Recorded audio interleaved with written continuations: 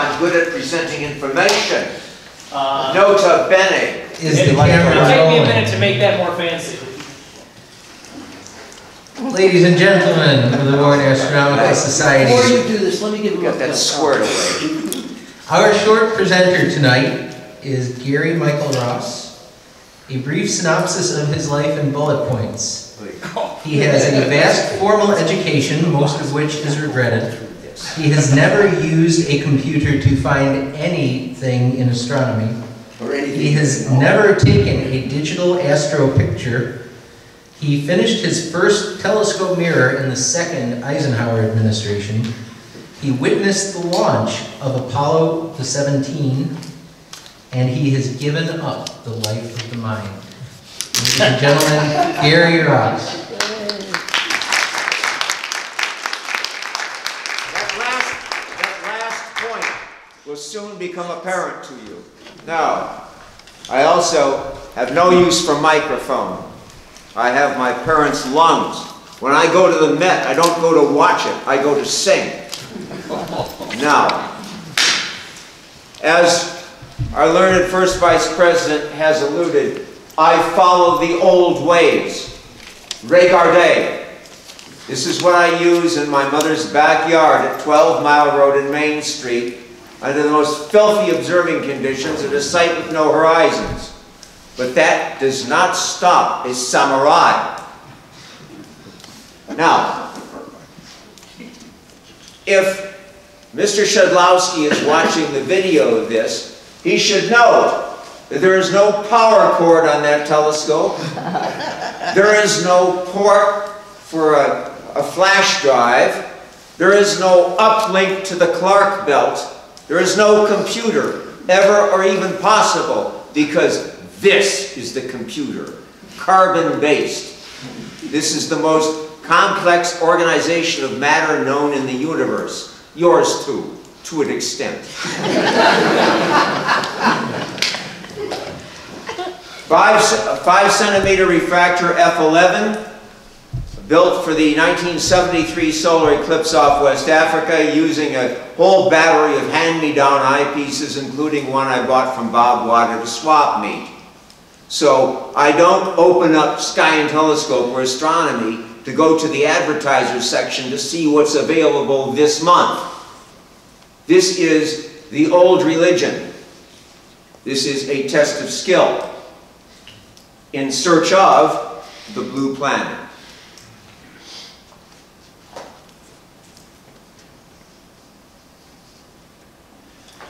The night of the 3rd through 4th of November, Friday, last year, it was exquisite sunset. The sky cleared late in the afternoon. The sun went down like burnished silver. We had standard clear atmosphere. But this was Royal Oak. And if I may correct respectfully, Jonathan, Royal Oak is not a suburban location. That is 40 to 50 years out of date. People in Warren, Oak Park, Royal Oak, and Ford Village, oh yes. They think they live in the suburbs. No urban geographer would agree. It is the big city. The sky is horrendous, even under the best conditions, as we had that Friday night, the 3rd of November. Awful. This is approximately what the sky looked like at that hour when I set out to find the blue planet. Valley High, our special island. Rogers and Hammerstein, got it? Got it? Yeah. The planet was approximately here. Now, let me see if I here in Aries. Aries. Aquarius. Okay, pardon. Aquarius.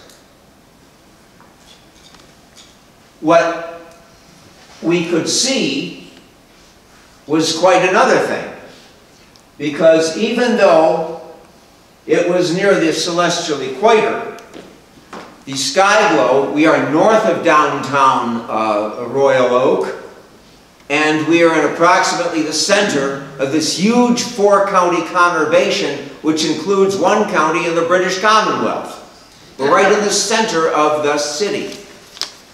So, on that night, and for all practical purposes this night too, because Neptune is so slow moving, that's where the planet was.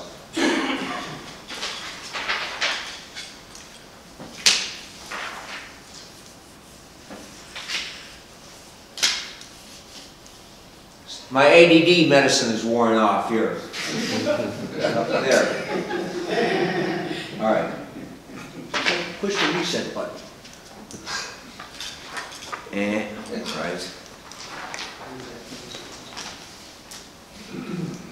We are just below the celestial equator at -7, and the approximate elevation, I did it by a horseback method, was about 38 degrees. We are right around transit on meridian.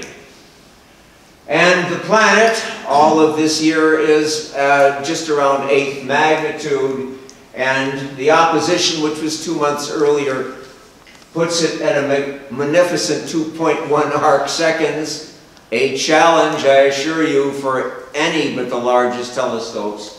And by my estimation, from what I could see in that field of view at 22 power, in what was essentially a battleship gray sky, or maybe even pearl gray sky, was not quite 9th magnitude.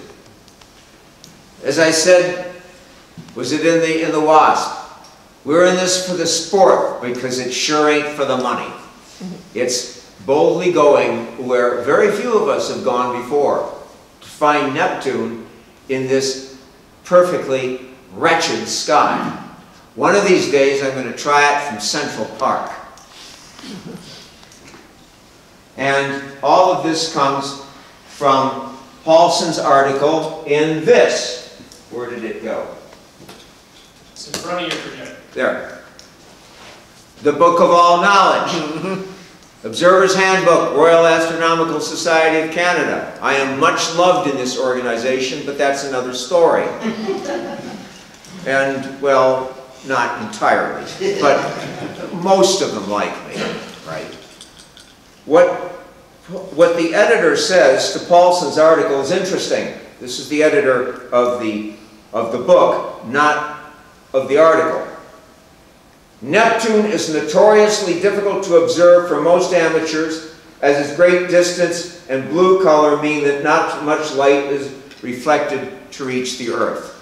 Notoriously difficult, I think, is a slight overstatement, because if I can find it on a 5-centimeter refractor in Royal Oak, after a lot of cursing and swearing, we'll merely call it difficult.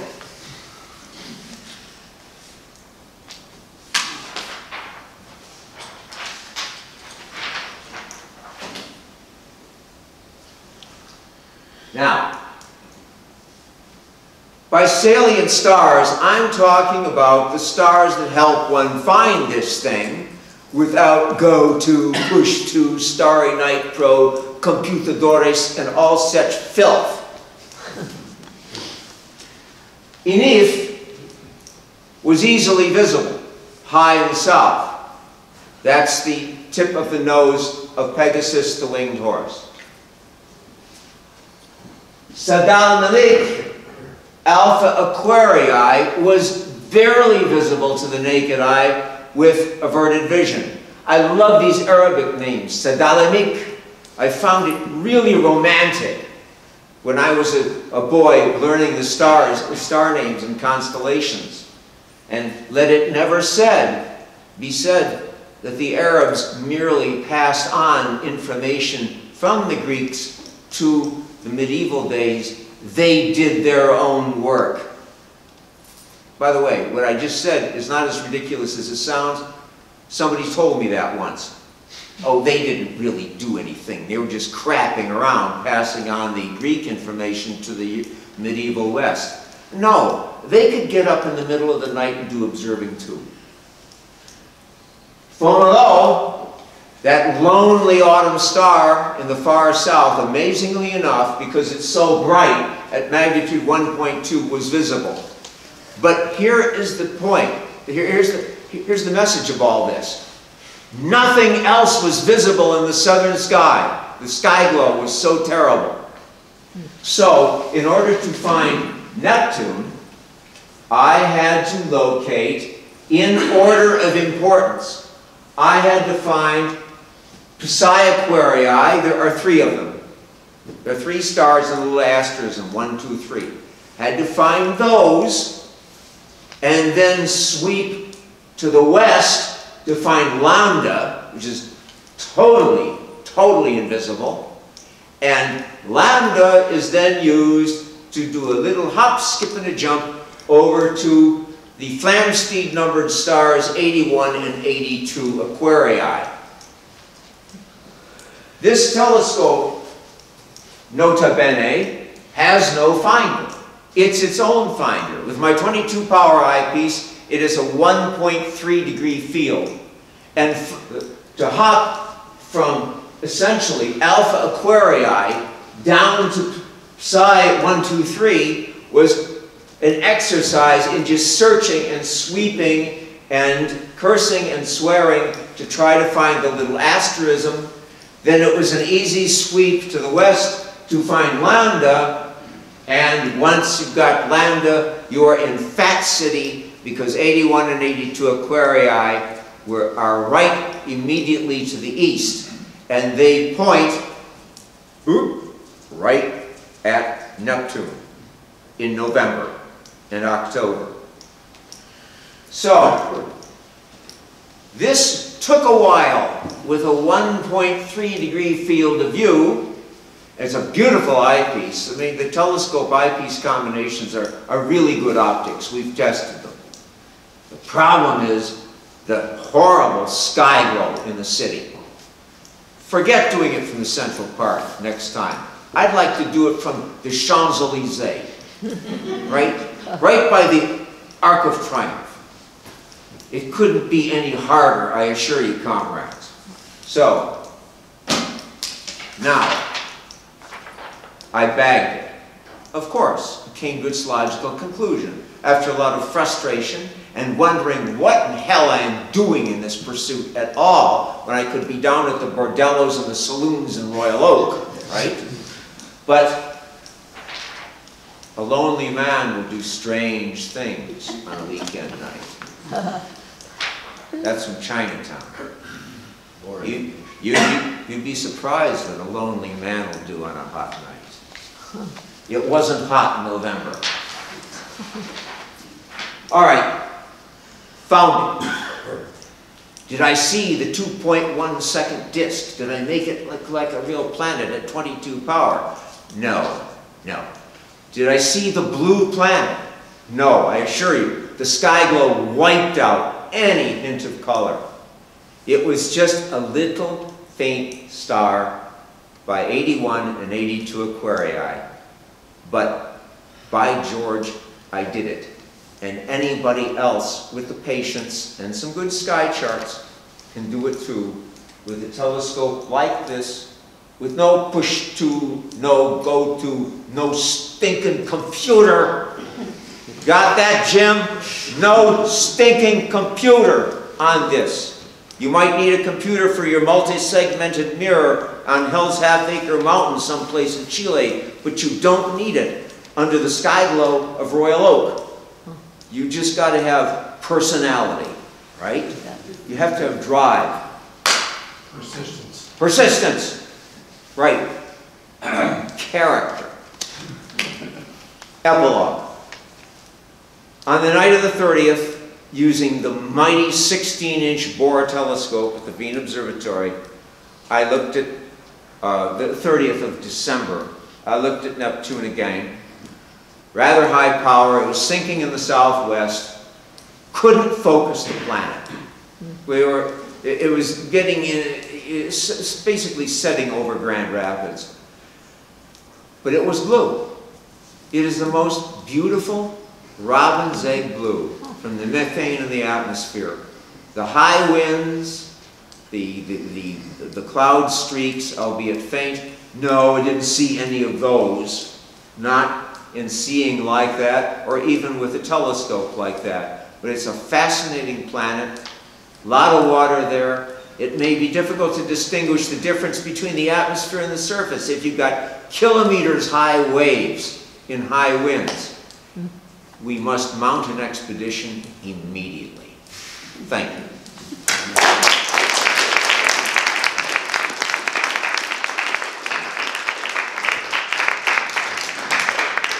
My apologies, Gary. I just like hearing you shout objection at me, so.